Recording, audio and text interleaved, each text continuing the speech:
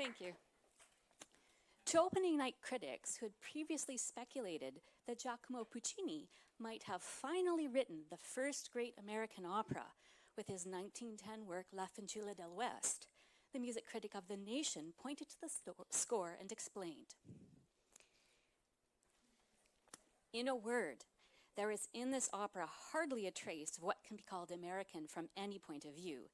And those who had hoped that, just as Gluck and Meyerbeer, though Germans, had written real French operas, so Puccini, an Italian, would give us a real American opera, are grievously disappointed.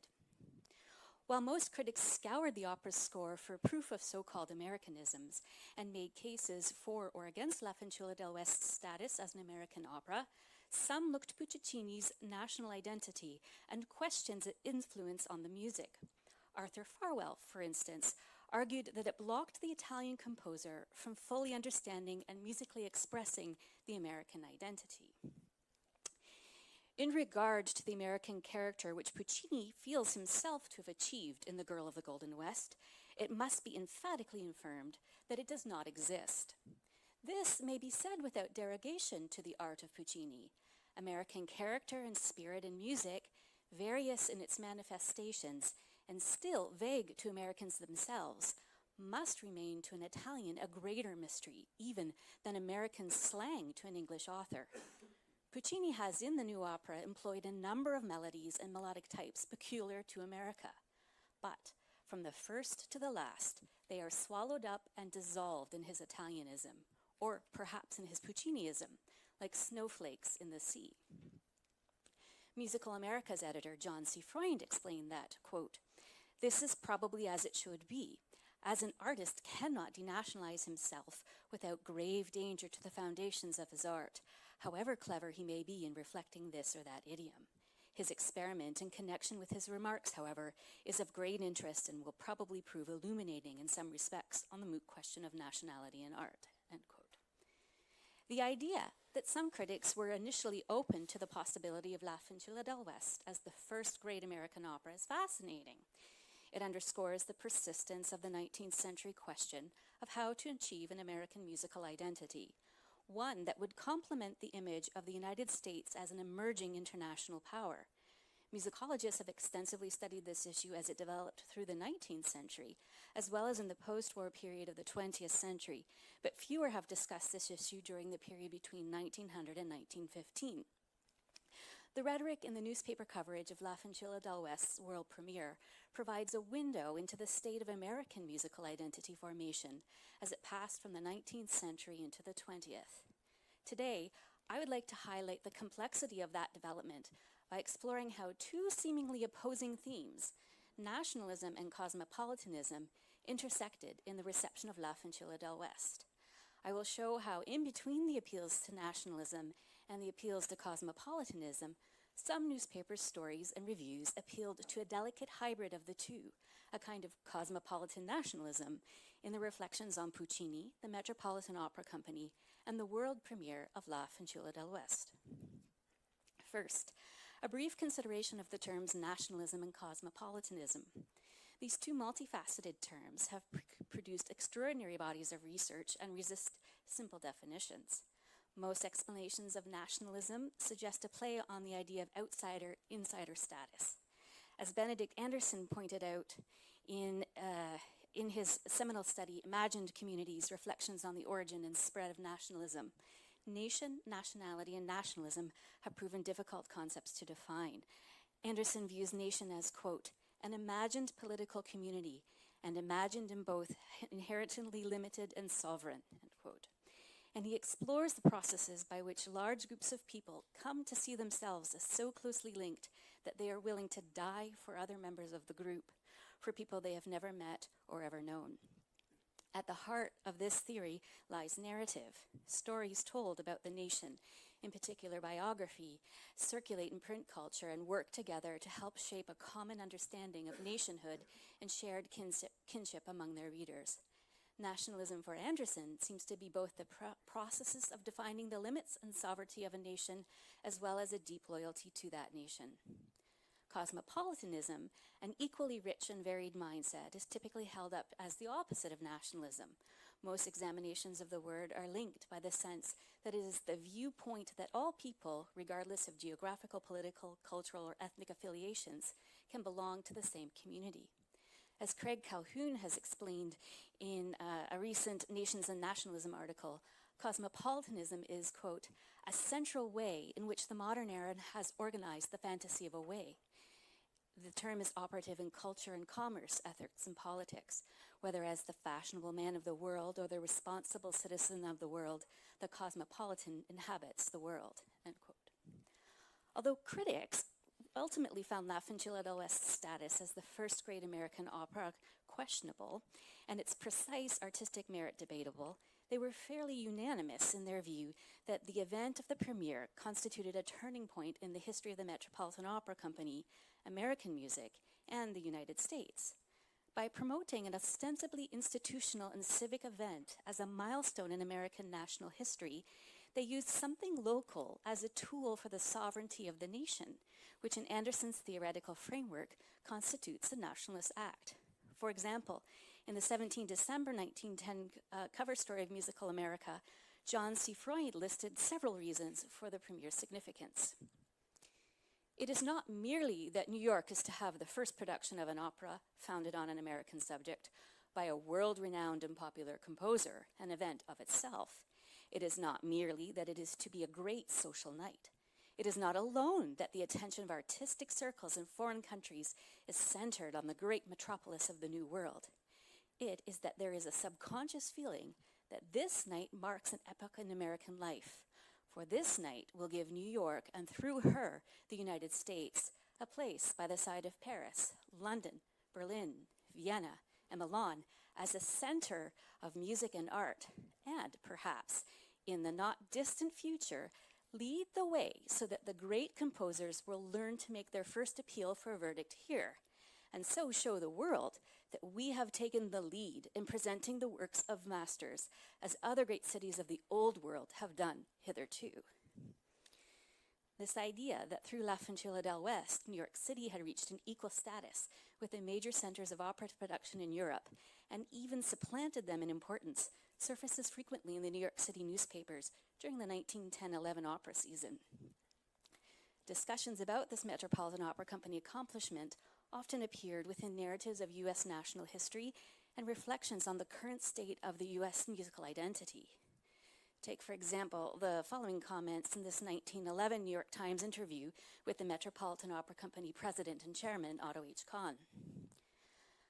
America had a continent to conquer by sword and by industries, and to make its position among the greatest nations of the world, the best brains and the fullest energy, the intensest activity of the nation had to be devoted to that stern task for many years.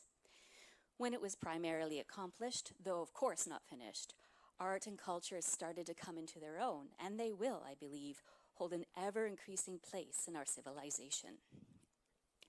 Through the words conquer and sword, Kahn's narrative of progress suggests the image of manifest destiny, which, according to an 1845 writer in the Dramatic Review, consisted of the American right to, quote, overspread the continent allotted by Providence for the free development of our yearly multiplying millions, end quote. These two words also suggest the issue of imperialism, the sometimes violent competition among countries to expand their political and geographical borders as they develop their nations. This image of the Metropolitan Opera Company as a conqueror appears elsewhere in the musical press. For example, the following New York Post article invokes the metaphor of manifest destiny in its summary of the Metropolitan Opera Company's recent history. The Metropolitan Opera House forces, under the command of Signor Gatti Casazza, are steadily pursuing their peaceful conquest of the world. After the establishment of the Philadelphia and Chicago seasons came alliance with Boston. After Boston came the triumphant season of American opera in Paris.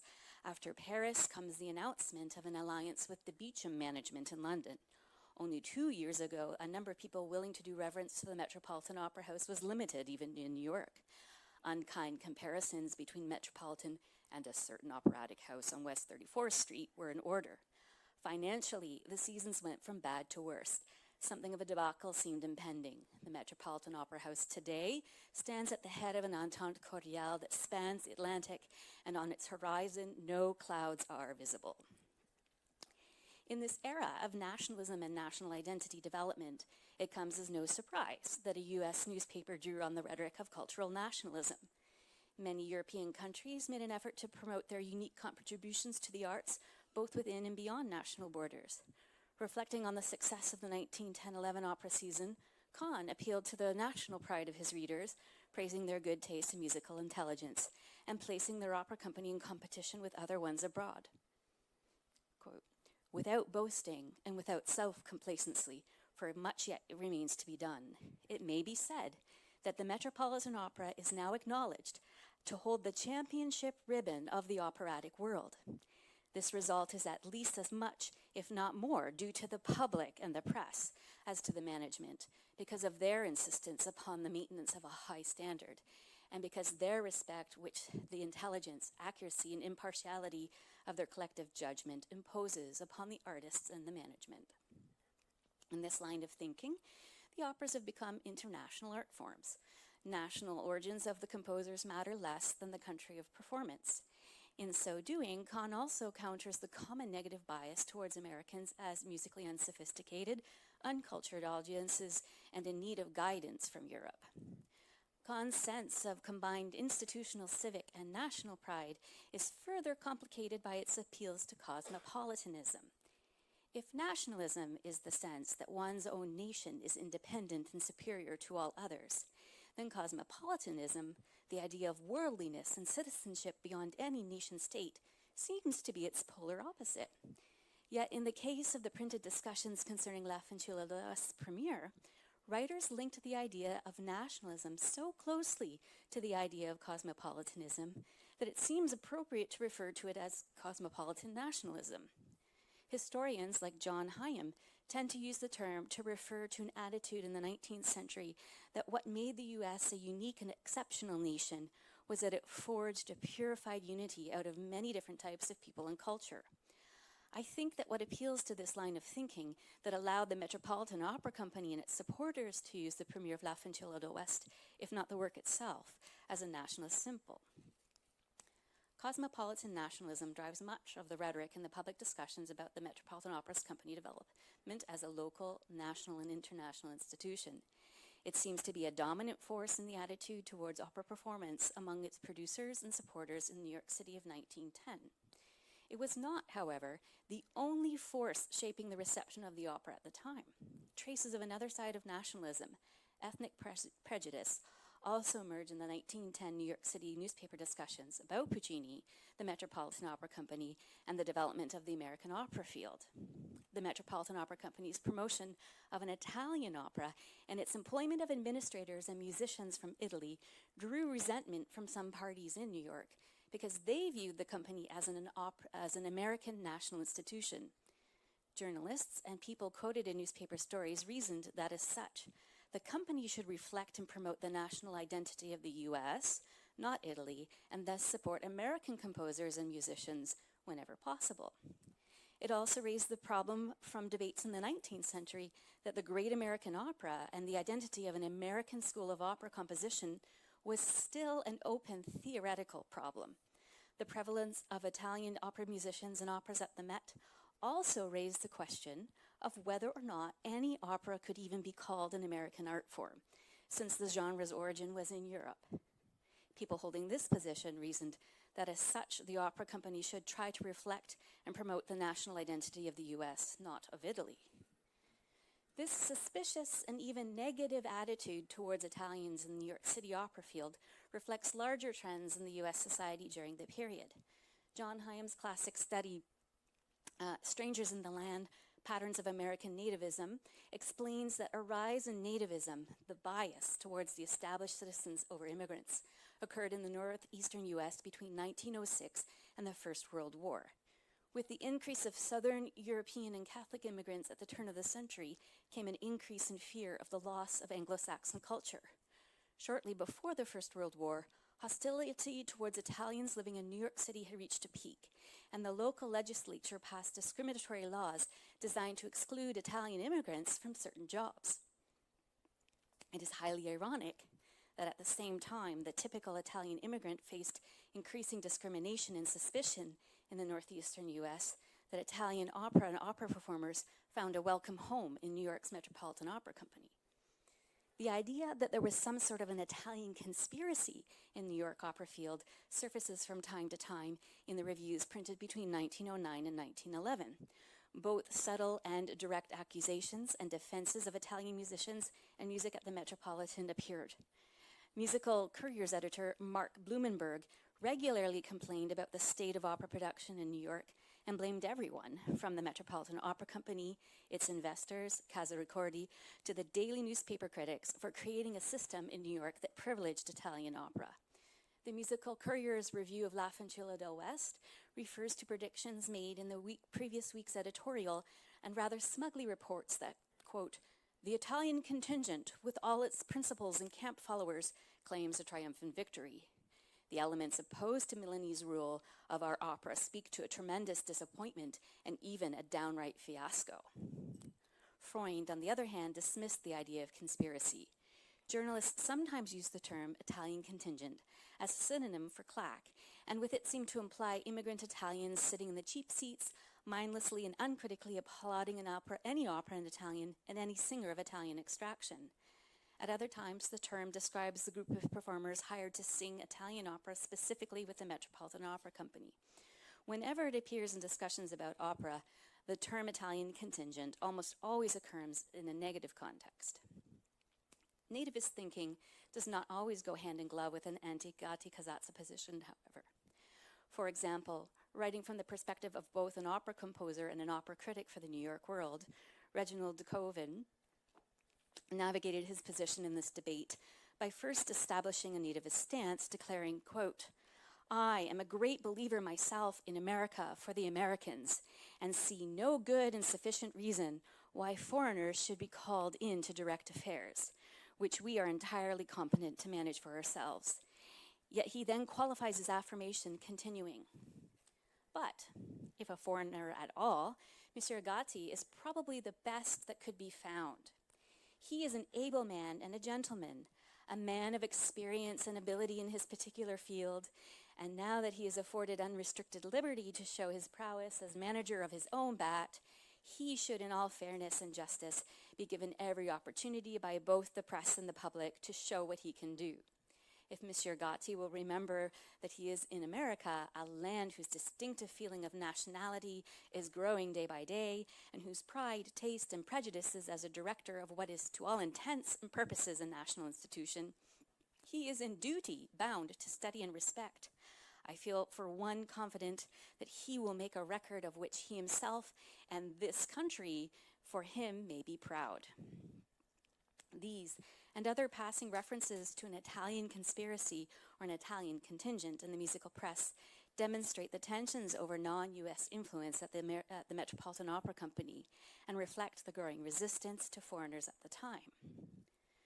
Drawing on the rhetorical appeals from Cosmopolitan nationalism, the musical press suggests that New York Metropolitan Opera Company engineered an historical moment for the United States, intending to take credit for the advancing nation culturally.